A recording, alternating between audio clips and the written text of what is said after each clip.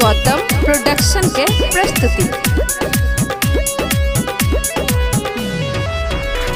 सुनु है ये मैया चलत कोना कपहिया, करू ने आब विचार की हंस पर आबू जल्दी।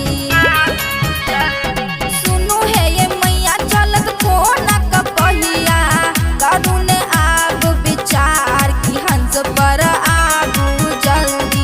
हमहु चरण में ठार पार लगाबू जल्दी। हमहु शरण में ठार पार लगाबू जल्दी। हमहु चरण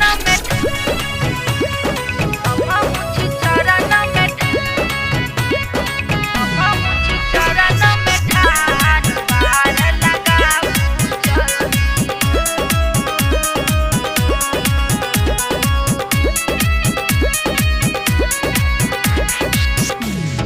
दिया हमरो बुद्धि ज्ञान छीन आन मैया ये, दिया हमरो सुर आतान छी संतान मैया ये। दिया हमरो बुद्धि ज्ञान छीन आन मैया ये, दिया हमरो सुर आतान छी संतान मैया ये।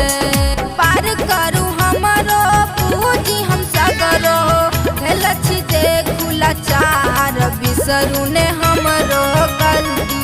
हमहु छी चरण में ठार पार लगाबू जल्दी। हमहु छी शरण में ठार पार लगाबू जल्दी। चरण में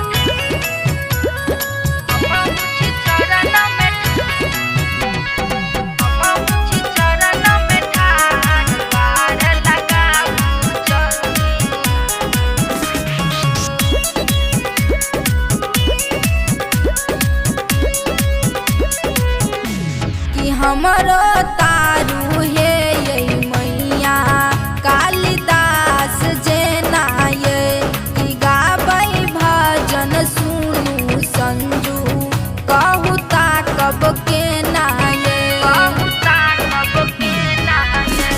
कि हमरो तारू हे ये मैया कालिदास जेना ये, कि गाबै भजन सुनू संजू कहू ताकब केना ये।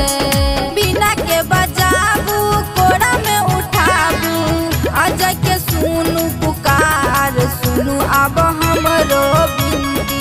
हमहु छी चरण में ठार पार लगाबू जल्दी। हमहु छी शरण